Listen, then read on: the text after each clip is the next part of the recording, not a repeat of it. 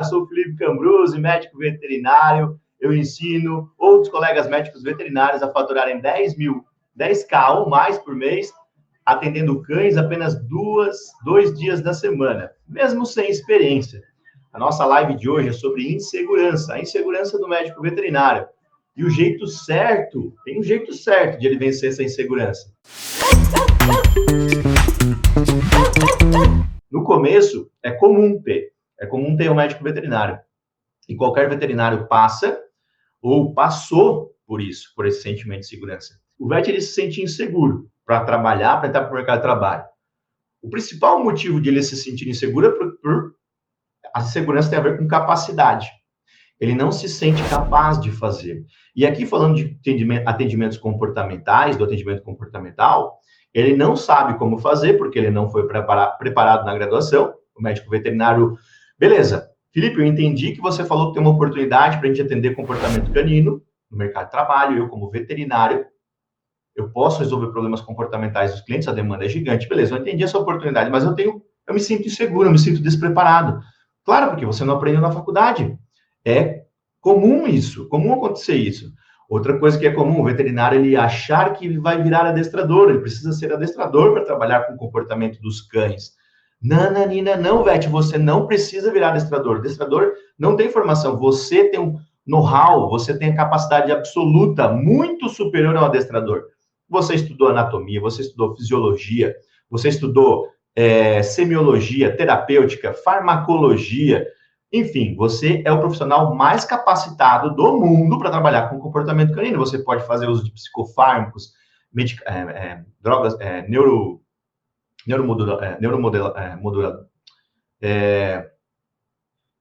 para modificar o comportamento, psicofármacos, drogas psicoativas, né? Você é o profissional mais capacitado para fazer isso. O adestrador, ele não consegue fazer isso, ele não tem aptidão para isso. Você pode fazer aferição de dor, aferição de frequência cardíaca, frequência respiratória, né? As medições de dor. Você é o profissional mais capacitado para trabalhar com comportamento canino. E quando o tutor ele sabe disso, você fala isso para ele, Dona Maria, eu estou aqui para já atender comportamento canino, eu sou médico veterinário, atendo o comportamento do seu cãozinho. Ela vai sentir muito mais confiança em você, porque você é o profissional que tem formação para isso, tá?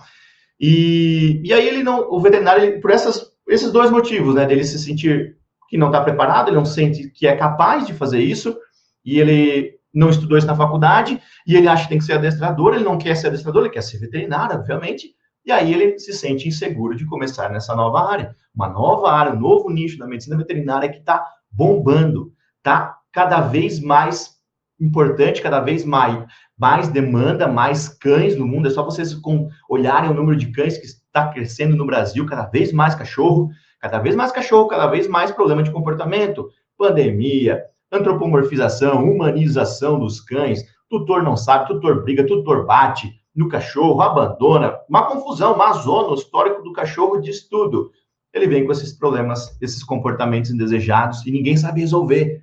Por quê? Porque a gente está deixando dinheiro em cima da mesa, Vete. O Vete, ele não está olhando essa oportunidade, está deixando para o adestrador. Deixa o adestrador fazer. Cara, por quê? Porque não você, entende? Cara, abraça essa oportunidade.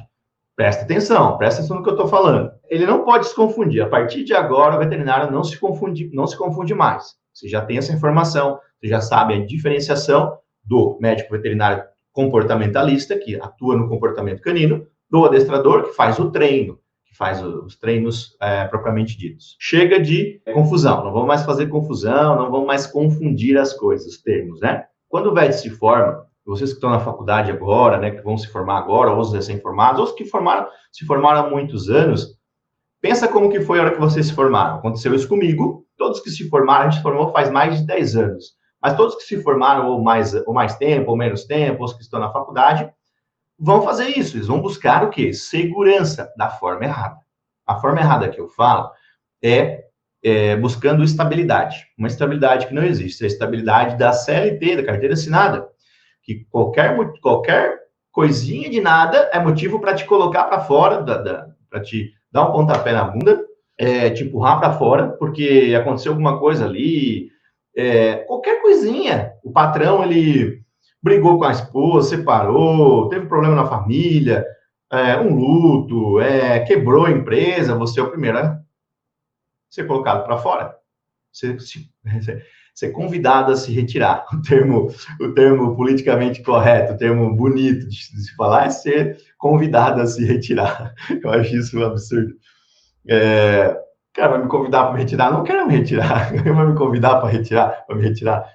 Enfim, a CLT não é o melhor lugar, né? Para você ter uma renda de 10 mil ou mais, atendendo cães apenas 2 dias na semana, de forma organizada, sem ser escravo da agenda, sem ser escravo do patrão, sem ser escravo de prestar contas para um patrão, ou para um concurso público, por exemplo, que você acha que tem a estabilidade lá, mas seu salário fica lá naquele limiar que não vai, não cresce, você não tem plano de carreira, você não tem prospecção de crescer, perspectiva de crescer, né? Tudo isso faz parte do VET no começo, quando ele se forma, de buscar segurança. Por que eu aceitei os 38 centavos do estágio? Porque eu queria segurança, eu queria fazer estágio logo para ganhar emprego, para conseguir emprego. Depois eu fiquei 3 meses correndo atrás, igual um retardado, igual um maluco, batendo cabeça e desesperado. Chegou um ponto que eu vou desistir. Não era. Para mim, aqueles 3 meses, parecia que foi 3 anos, de tanto tempo, porque tinha pressão da família. E eu assim, não vou conseguir, isso há mais de 10 anos atrás. E aí vinha, quando aparecia uma entrevista, nossa senhora, parecia que eu tinha ganhado na Mega Sena. A oportunidade de fazer uma entrevista só. Nem de ser contratado, mas só uma entrevista. Meu Deus, porque era difícil de conseguir. Era muito difícil. E aí celebrava, vibrava. E não tem que ser assim, velho. Você não tem que lutar por pequenas coisas, você tem que lutar por grandes coisas. Coisas que te movem para frente. Beleza? Show? Aí o veterinário, ele busca essa segurança da CLT, estabilidade, né, que não tem. Aí outra coisa que o VET, que é a forma tradicional que a gente fala, né, uma área conhecida da medicina veterinária, ele vai para a clínica de pequeno, cirurgia, ele vai para as áreas, as macro áreas que eu falo, as áreas maiores, né, que são áreas mais seguras, que ele entende como segura, porque ele vê mais veterinários fazendo aquilo, e ele entende, a mente humana funciona assim, isso é gatilho mental de prova social. Se eu vejo um restaurante, uma fila gigante, o outro do lado vazio, o que a nossa mente pensa? O que tem a fila gigante é melhor, o que está vazio a comida é ruim. A mesma coisa acontece na medicina veterinária, nas áreas que tem muito veterinário. O veterinário ele tende a seguir o comportamento de boiada, e aí ele olha para as grandes áreas, porque ele tende a achar que onde tem mais veterinário, a área é melhor. E não é assim, ao contrário, velho. Você tem que focar e olhar para as pequenas áreas, onde tem menos veterinário, tá? Isso é importantíssimo. Eu já estou dando spoiler aqui, ó. Mas é assim que funciona. Para você ter essa renda de 10 mil, atendendo cães apenas 2 dias na semana, uma renda de 10 mil ou mais todo mês, você precisa observar essas oportunidades no mercado. Tá? Fica ligado. O meu primeiro atendimento, quando eu fui fazer aqui em Goiânia, nunca me esqueço, foi no dia do meu aniversário, 28 de fevereiro. Eu cheguei em Goiânia de mudança, né? Dia 26 de janeiro, eu acho. Foi, né? 26 de janeiro, né? A gente chegou em Goiânia, né? 26 de janeiro, aí 28 de fevereiro, meu primeiro cliente. Nossa, eu fui feliz da vida, meu aniversário. E 8 horas da noite eu fui atender esse cara, cagado de medo, cagado, mas morrendo de medo. Por quê? Porque eu não tinha conhecimento de quem eram aquelas pessoas, de como que ia ser esse primeiro atendimento, como que as pessoas iam me receber, como que ia ser o comportamento dos cães. Eram 2 cães de Yorkshires, o Zeca e a Frida, e eu fui morrendo de medo, morrendo mesmo, mas fui tremendo na base. Esse foi o meu pior atendimento. Vocês não têm noção de como foi ruim esse meu atendimento. Sabe por quê? Porque foi o meu primeiro. Mas, se eu não tivesse o mindset de crescimento, eu ficaria ali. Eu morreria ali e falaria assim, não quero mais, desisto, me frustrei, não quero mais. Porque foi meu pior atendimento. Mas não, eu pensei, não, esse é o meu primeiro. O segundo vai ser melhor que o primeiro. O terceiro vai ser melhor que o segundo. O quarto vai ser melhor que o terceiro, e assim sucessivamente. Eu vou crescendo, eu vou progredindo. Um atendimento após o outro, eu vou melhorando cada vez mais. É assim que funciona. Eu vou fazendo até ficar bom. A gente não consegue ficar bom sem fazer, sem repetir. Então eu vou fazendo, vou fazendo. Eu não devo esperar ficar bom para fazer, entende? É o maior erro dos veterinários é fazer isso. É tentar esperar ficar bom para fazer. E aí é outro jeito errado. É ele usar essa muleta para ir buscar uma pós-graduação, por exemplo, depois que se forma. Ele se sente despreparado, inseguro, ele acha que tem que fazer uma especialização. E ele se afunda na pós, tá? Então, cara, nesse primeiro atendimento que eu falei que foi o pior, eu fui muito bem recebido, eles me trataram super bem, me senti à vontade, eu me senti motivado para continuar. Porque eu percebi que não era o bicho de sete cabeças, eu só precisava fazer, eu só precisava estar lá. A gente só precisa fazer, começar. Depois eu ajusto o que precisa ser ajustado, mas eu tenho que dar o primeiro passo. Eu erro 100% dos chutes que eu não dou. Se eu não estou dando o chute, eu estou errando. Se eu não estou arriscando, eu estou errando. Se eu não estou fazendo, eu estou errando. Entende? Daí eu vou fazendo e vou ajustando ao longo do caminho. Foi assim que eu aprendi. E é assim que eu ensino vocês, tá? E aí, muitos desses veterinários, voltando lá, né? Eles tentam sozinho. Esses veterinários que buscam segurança, é outro erro. Tentar sozinho, não buscar ajuda. Porque ele chega no mercado de trabalho, ele entendeu uma oportunidade, ele vai tentar sozinho aquela oportunidade nova. Por exemplo, o comportamento canino, sem mentor, sem acompanhamento. Ele sente muita dificuldade, porque na faculdade ele tinha acompanhamento do professor, ele tinha dúvida, ele ia lá perguntar ao professor. Tinha que fazer o trabalho, qualquer matéria, qualquer dúvida que ele tinha, perguntava para o professor ajudava ele. E agora no mercado de trabalho? Meu Deus, o que eu faço? Mercado de trabalho, desespero, medo, insegurança, né, de atender, de ser reconhecido, do que as pessoas vão falar, de se julgar, enfim, vários medos que o veterinário tem. Mas a insegurança é o maior deles, que gera os outros, né, vamos dizer assim. E aí ele tenta sozinho, aí ele não encontra material de estudo, ele pesquisa, se frustra, se cansa, não vê resultado, ele desiste, tá? E não foi assim que aconteceu comigo, né? Na verdade, lá quando eu comecei, eu também não tinha acompanhamento, lá mais de 10 anos atrás. Não tive alguém para me espelhar, alguém para referência, para olhar, para ter um mentor. Por isso que eu passei mais de 6 anos para descobrir uma área, para descobrir essa área, para ter essa oportunidade, ter acesso a essa área, a essa nova área da medicina veterinária. Eu tive que penar por vários setores da medicina veterinária, várias áreas, até chegar aqui, porque eu não tive um mentor para me orientar. Esse foi o meu maior erro. E eu me arrependo de não ter começado com alguém, com alguma referência, mas não tinha. Eu tive que fazer dessa forma. Então, falando do meu atendimento lá com a Frida e com o Fred, também foi assim. Eu comecei com tudo, fui com azar, com o que eu tinha. Eu falei assim, eu vou ou não vou atender esse primeiro cliente? Com medo, morrendo de medo. Eu atendo ou não atendo? Eu devo atender. Eu vou atender com o que eu tenho. Eu não tinha nada. Na verdade, eu tinha uma mochila e o petisco, que eu comprei o petisco para levar. Era só. Meu primeiro atendimento foi a mochila que eu herdei da faculdade, que eu trouxe da faculdade, que era a mesma que eu usava na graduação, e eu usei ela no meu primeiro atendimento junto com o petisco, para carregar o petisco na mochila. Depois eu comprei uma guia, né, baratinha, para começar, uma coleira, alguma coisa assim, para começar, para ter um material, e fui fazendo com as ferramentas que eu tinha. Se eu esperasse e pensasse assim, não vou fazer porque eu estou sem condições, não tenho material, não tenho conhecimento suficiente, falta conhecimento, eu preciso preparar melhor, eu nunca ia fazer. Eu ia estar até hoje lá pensando se eu ia fazer ou não. Então, nosso destino, ele é traçado nos momentos de decisão. Não é a minha condição que determina o meu destino, não é a minha condição, o que eu tenho agora, o que eu não tenho.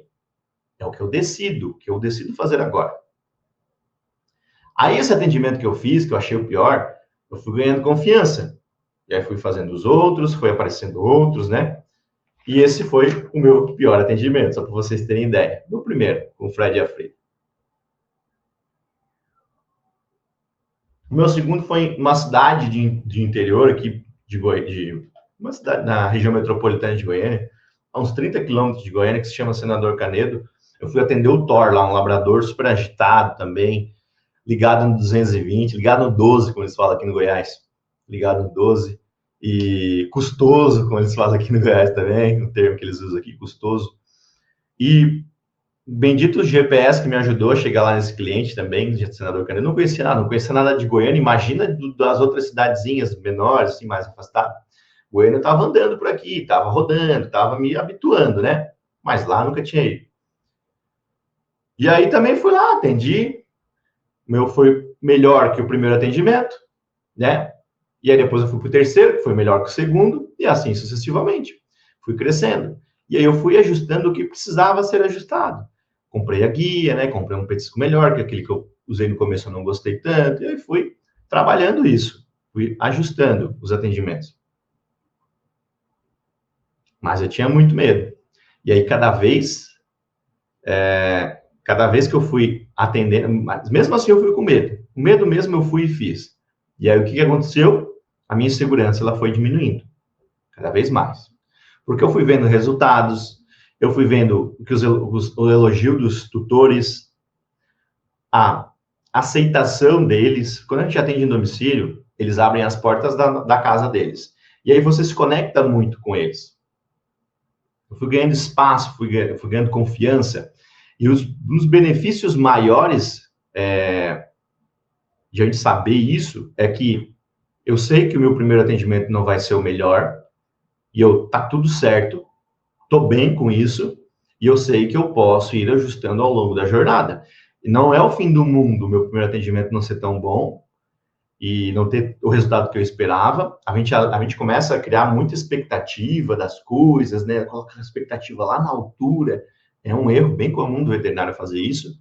Não precisa disso, Beth. Só precisa ter estratégia, ter acompanhamento, tá? E esse é um dos maiores benefícios que eu acho, assim, né? Quando você vai atendendo, a prática também leva à perfeição, né? Quando você vai atendendo, o que você vai falando, explicando para o tutor, cada vez mais vai ficando mais fácil de você explicar, de você falar. As suas palavras, elas saem de uma forma mais fácil, mais fluida, porque você está falando sempre a mesma coisa. E aí fica mais fácil de você ensinar e explicar para os tutores sobre aquele problema de comportamento, aquele transtorno, aquela modificação comportamental, aquele manejo que ele vai ter que fazer, fica mais fácil de você explicar. Quanto mais você fala, mais automatizado fica a sua fala. E você fala sem perceber que está falando muitas vezes. Você está explicando e percebe, meu Deus, faz meia hora que eu estou explicando aqui, eu nem vi o tempo passar. É assim, porque você vai falando e vai ficando cada vez mais fácil. A sua fala, o seu tom de voz, a sua postura corporal, os seus movimentos, toda essa linguagem corporal, essa expressão de comunicação que você faz, passa segurança para os tutores cada vez mais, porque você vai desenvolvendo essa sua habilidade de conversar com as pessoas e de explicar sobre aquilo que você está amando fazer e está começando sem experiência, do zero. Quando você entende, você vira essa chave. Por isso que eu falo que são ajustes finos do veterinário. O veterinário, ele vem 99% pronto da faculdade. Esse 1% ele precisa ser preparado no mercado de trabalho, que é criar as habilidades que ele precisa. Comunicação, relacionamento pessoal, essa coisa de criar autoridade, da experiência, da prática, da negociação, da fazer oferta, precificação, vendas, né? Ele vai aprendendo, isso é 1%, é o ajuste fino que precisa para ele. Precisa lapidar isso no veterinário para que ele chegue, que ele tenha essa renda de 10 mil ou mais todo mês, atendendo cães apenas 2 dias na semana, mesmo sem experiência. Tá? Importantíssimo isso. Se liga nisso, velho. Isso faz total diferença. Você vai conhecendo cada vez mais que você vai atendendo esse tutor, você vai na casa dele, você vai conhecendo mais sobre ele, você sabe, começa a descobrir que time que ele torce, há quanto tempo ele está casado, você chega, tem um porta-retrato lá recém-casado, e você comenta sobre aquilo, e se você recém-casou também, você começa a se conectar mais com essa pessoa. Você tem assunto para conversar extras profissionais, são assuntos aleatórios. Você cria um amigo, você cria uma conexão não só com o cão, porque a gente precisa, nos atendimentos comportamentais, eu ensino isso, né? Mas a conexão também é com pessoa, com o tutor. E que o VET também tem essa dificuldade, porque não aprende na faculdade.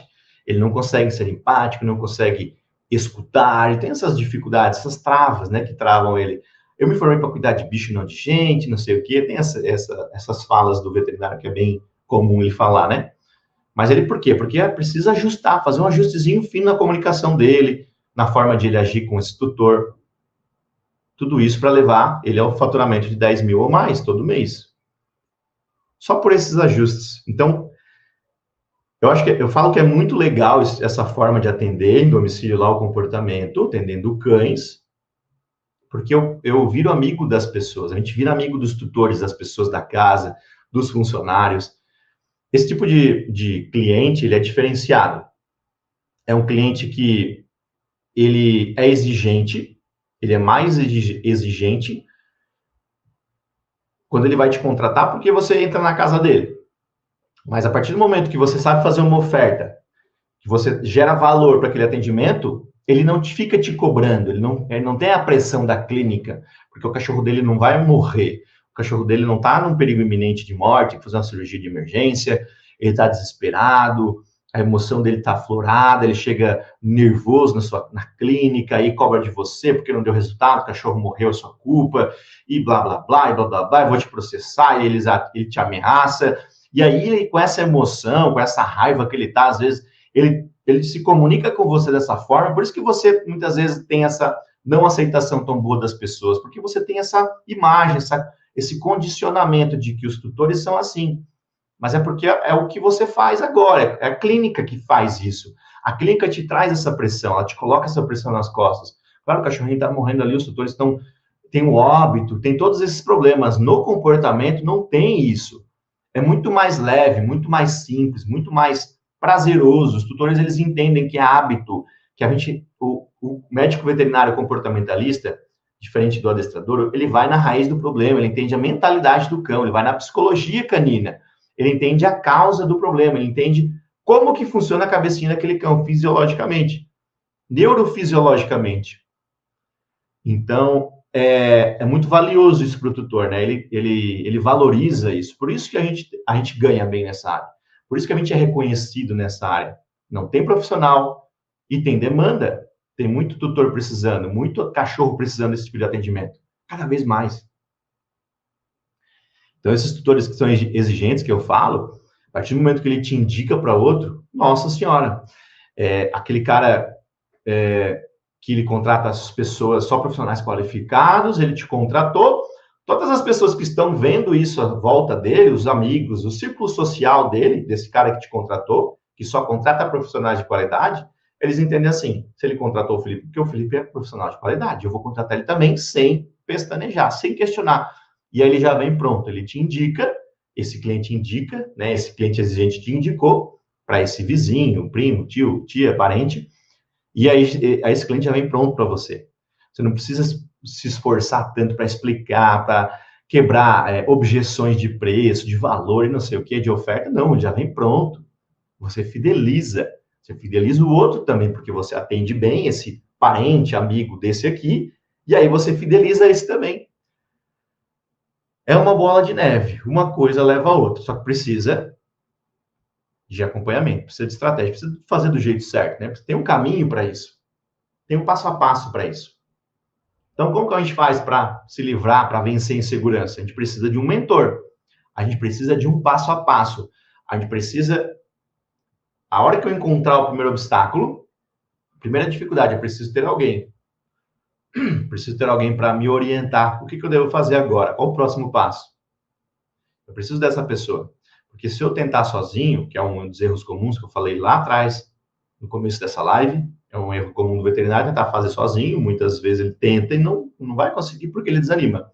Ele chega ali nesse primeiro obstáculo, nessa primeira montanha, e ele não sabe como escalar essa montanha ou como o caminho para contornar ela.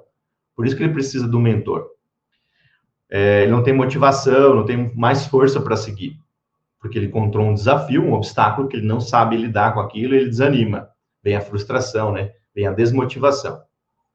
Então, o jeito certo é sempre ter um mentor, um método com passo a passo, que vai te levar aos 10 mil todo mês, atendendo apenas 2 vezes na semana.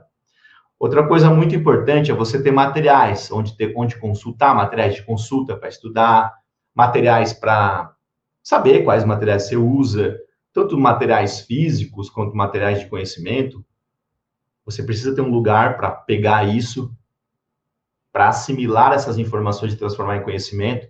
Você precisa desse lugar para não sair aleatoriamente caçando em tudo quanto é lugar e pega um método de um, método de outro, um método de outro, uma técnica de um, uma técnica de outro, aí vira uma bagunça. Você tem que ter um lugar específico. E aí a esse lugar, com essas informações, você assimila essas informações e transforma elas em conhecimento. Esse é o jeito certo de fazer.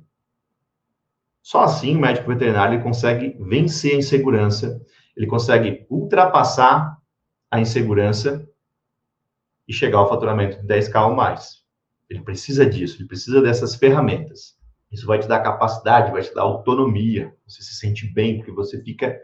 Essa autonomia de fazer as coisas do seu jeito, de ter o próprio negócio, fazer os próprios horários, ter controle da agenda, flexibilidade, para cuidar da família, ter tempo, círculo social, para happy hour, para sair com os amigos, ter tempo para cuidar das pessoas que você ama, a independência financeira. Essa autonomia, uma coisa leva a outra. A autonomia leva a independência financeira, que leva a liberdade de tempo leva a autonomia, uma coisa leva a outra. Tudo isso partindo da segurança que você conquista, que você vence através de um passo a passo. Beleza? Recapitulando. Primeiro, eu quero saber de vocês. Fez sentido para vocês essa live? Alguma coisa que eu falei para vocês hoje, alguma coisinha sequer, fez sentido ou não fez nada? Nada fez sentido. Felipe, que tudo que você falou não fez sentido para mim, não entendi nada, não fez sentido, não viaja. Ou fez sentido, e se você lembrar o que fez sentido, a parte que fez sentido, o seu insight, a sua maior sacada, coloca aqui, escreve aqui para o colega, porque ajuda. Quando você escreve, a Alessandra falou, faz muito. Quando você... Faz muito sentido, né? Quando você escreve, você está escrevendo, é um tipo de aprendizagem ativa, que eu falo, né? Pirâmide de William Glasser. É um tipo de aprendizagem do cérebro, é uma aprendizagem ativa. Quando eu escrevo, quando eu explico para uma pessoa, eu ensino ela, é aprendizagem ativa. É muito legal, você aprende mais. Por isso que eu falo para vocês escreverem, para vocês darem os feedbacks, para vocês darem as sacadas de vocês aqui. É importante para mim. Me ajuda também a ajudar mais vocês, tá? Dúvidas? Alguma dúvida, pessoal? Ficou alguma pergunta? Alguma dúvida, quer dizer? Se vocês tiverem perguntas, podem fazer aqui nos comentários. Se não tiver à vontade, pergunta no direct, mas é legal perguntar aqui, porque daí você ajuda mais colegas. Essa é a visão do VET que a gente quer aqui do nosso lado, né? A visão do VET que quer crescer, quer prosperar, tem esse mindset de crescimento. Ele é a média das pessoas com quem ele convive. Isso é muito bom de ouvir e de ver, tá bom? Alguma dúvida? Se vocês tiverem alguma dúvida, coloca aqui. Mas eu vou recapitular, então, enquanto vocês vão pensando nas dúvidas. Se não tiver dúvida, também não tem problema. É sinal que foi boa a live. A gente falou sobre os principais motivos que levam o VET a se sentir inseguro para atender. E por que o VET tem essas travas? Por que isso trava ele? Eu falei dos impactos causados pela segurança, pela insegurança, os impactos que a medicina veterinária sofre com a insegurança do médico veterinário, os atendimentos, que paralisa ele, né? A insegurança, ela paralisa o médico veterinário e impede ele de crescer. Só isso, só impede ele de crescer. É muito grave isso, é muito sério. Por isso que eu falo que não é normal. É comum, mas a gente tem como trabalhar isso, tá? Contei como foi meu primeiro atendimento lá do Fred e da Frida, né? No dia do meu aniversário, às 8 horas da noite. Atendi o Fred e a Frida, chegaram lá, eles malucos, pulando. Meu pior atendimento, mas foi o meu primeiro atendimento. E aí eu comecei. E eu me arrependi de não ter começado antes. A gente sempre se arrepende de não ter dado o passo antes, né? Porque a gente perde tempo, a gente fica enrolando, fica procrastinando. O veterinário, eu falei também por que o veterinário é o maior procrastinador de todas as profissões. Ele é muito procrastinador. Procrastina demais. Ele enrola por causa dessas coisas, tudo que eu falei hoje na live. Maior procrastinador que tem. Já fui muito assim também. Mas tem como trabalhar isso também, tem como curar isso, tem como lapidar isso, né? Como melhorar, tá bom? Falei dos benefícios, de a gente saber isso, né? Dessa insegurança, de como melhorar ela. E a oportunidade, falei também da oportunidade que os VETs têm de poder fazer esse tipo de atendimento aos cães, né, os atendimentos comportamentais. Falei na live de hoje também. E também falei como fazer para a gente vencer a insegurança nos atendimentos. Gostaram da live? Fez sentido para vocês? Coloca aqui para mim se fez sentido.